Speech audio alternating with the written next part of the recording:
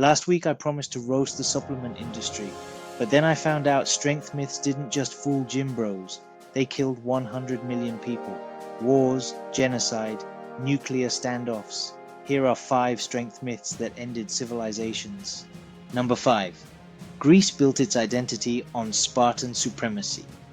The story of 300 Spartans at Thermopylae became the ultimate West versus East myth. But here's the reality. Spartans lost at Thermopylae. Persians broke through and killed them all. Athens had been evacuated, but the Persians still burned it to the ground.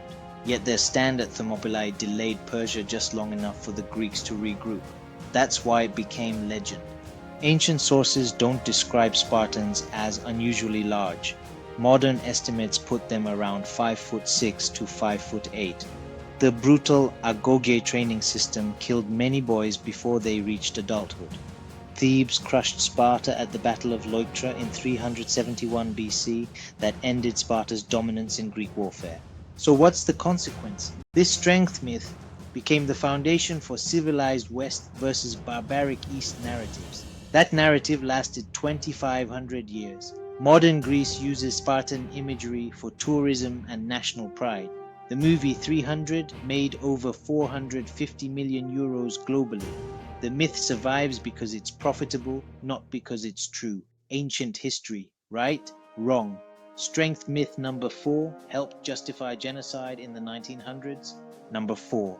Romantic era Scandinavia rebranded Vikings as massive, unstoppable warriors. This Nordic superiority myth was later weaponized by Nazi Germany. Here's the reality. The average Viking male was 5'7" to 5'9". That's based on skeletal analysis. Viking military success came from superior longships and surprise raids, not size. DNA studies show Vikings included people of Middle Eastern and Asian ancestry. They weren't some pure master race.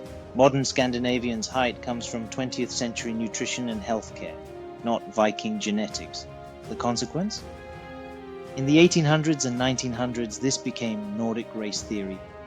Nordic countries used it to justify colonialism in Sápmi and Iceland. Nazis later appropriated these Norse symbols and myths.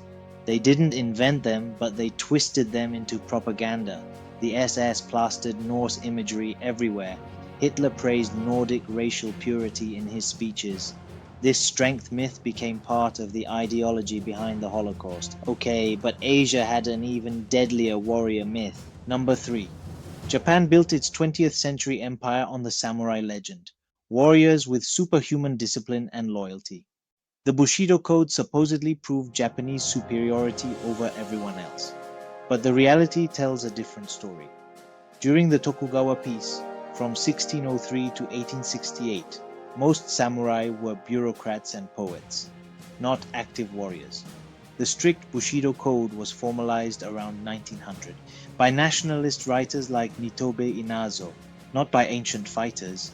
Historical records show samurai frequently betrayed their lords. They switched sides for better pay or more land.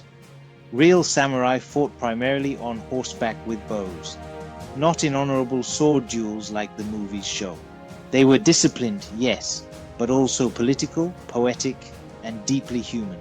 Here's the consequence. Imperial Japan used this warrior myth from 1895 to 1945. They justified conquering Korea, China, and Southeast Asia. They told colonized peoples that Japanese soldiers were racially superior warriors. This created resentment that fuels today's conflicts.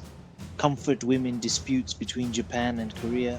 Textbook controversies with China. Territorial battles over tiny islands. The myth might be 120 years old, but the consequences are happening right now. 20 million dead in Asia. But strength myth number 2 killed even more. Number 2. Nazi Germany claimed ancient Aryan warriors were the master race. Tall, strong, blonde, perfect. Germans were their pure descendants, therefore genetically superior to everyone. The reality? The word Aryan comes from Sanskrit meaning noble. It originally referred to Indo-Iranian peoples, not Europeans, not blonde. The 19th century linguist Max Müller's theories were later twisted into racial propaganda by Nazis. Ancient Aryans were smaller due to poor nutrition, not inferior or superior by race. There's zero evidence of systematic strength training or physical superiority. Modern genetic studies prove there's no such thing as pure racial lineage. Anywhere on Earth, we're all mixed. But this strength myth justified the Holocaust and World War II. Hitler literally believed Germans were genetically stronger and smarter, destined to rule inferior races. The result? 70 to 85 million people dead. The deadliest war in human history. And today? This myth still fuels neo-Nazi movements and white supremacist groups worldwide. The deadliest strength myth in history. But there's one that's still active right now. Number 1. British officers created martial race theory after the 1857 Indian Rebellion to divide and recruit.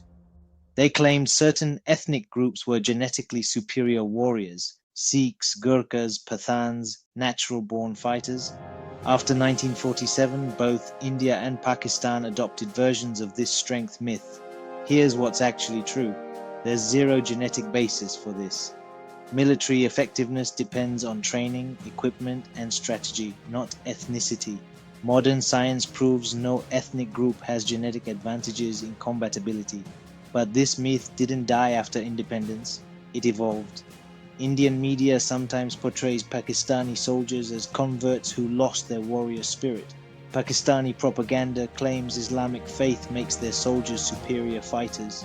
Indian and Pakistani media still echo these myths in military rhetoric. These narratives fuel the arms race between the two countries and prevent peace talks from succeeding. In February 2019, there was a terrorist attack in Kashmir. Nationalist politicians in both countries used warrior rhetoric. They demanded military action. The crisis involved airstrikes, aerial dogfights, nuclear threats. Both sides rattled their sabers. Now, the conflict's roots are deeper than just this myth. There's partition trauma from 1947, Kashmir's disputed legal status, religious tensions, historical massacres, water rights. But these warrior strength myths make de-escalation harder.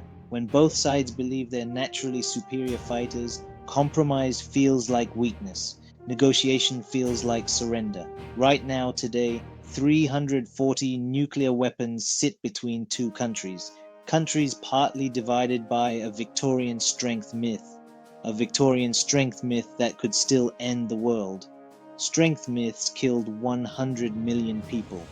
But food myths, just as deadly. They justified colonialism.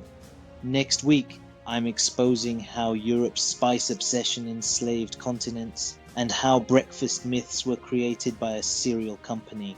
Subscribe. Because if strength myths started wars, food myths enslaved millions.